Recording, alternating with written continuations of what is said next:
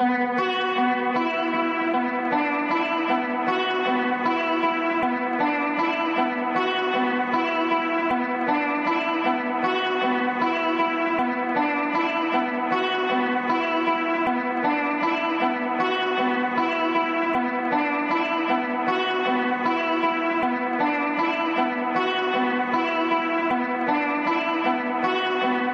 notre collègue, en fait, il a fait son travail. Il a dit, par rapport à ce qui se passe au sein de l'école, de façon générale, le climat est apaisé.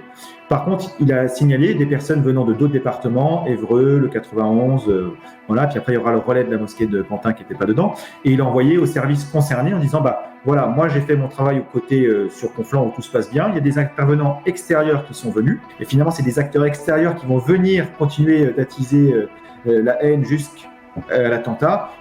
Si jamais il y a des choses à dire, grosso modo, faut me renvoyer l'information, parce que je ne travaille pas sur ces personnes, je ne les connais pas. La problématique, c'est que le renseignement, du coup, va pas très vite, et on arrive à des drames du fait de mauvaise communication, parce que ici, effectivement, les autres services n'ont pas forcément été alertés, ou s'ils ont été alertés, le temps que ça nous retourne, on n'a pas été alertés, nous, en temps et en heure. C'est ce dysfonctionnement de communication entre services qui arrive à ce drame. Et le RT 78 a bien prévenu tout le monde, et en retour, on en a eu 0.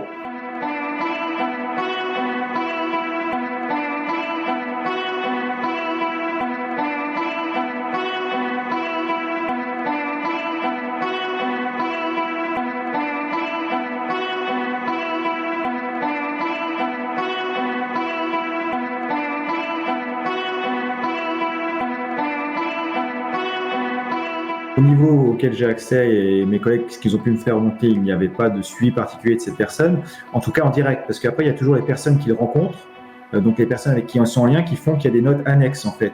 Et donc là, par exemple, c'est les personnes qu'il a pu rencontrer qui ne sont pas du département. Peut-être d'autres services ont écrit, ils nous ont pas dit, tiens, telle personne est en contact régulier avec d'autres, avec Monsieur Sefraoui ou d'autres. Et là, nous, on aurait pu travailler dessus en nous disant, voilà, il y a un réel problème, travaillez sur cette personne qui est sur votre département. Le renseignement territorial s'occupe de ce qu'on appelle du bas du spectre. Donc c'est la menace, c'est les menaces peu dangereuses et les prémices. Et si jamais ça devient dangereux ou que la menace se précise, c'est la DGSI qui prend la suite.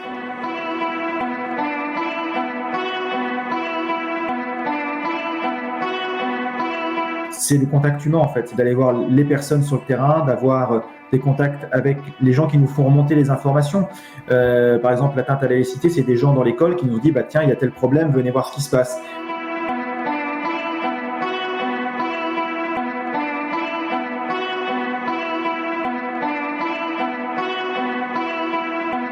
Nos notes sont lues. Après, chacun son travail, j'allais dire. Lui, c'est l'application politique qu'il va en faire et les décisions qu'il va prendre derrière. Et pour le moment, on est plutôt content, en tous les cas, qu'il prenne en considération nos papiers dans ses décisions.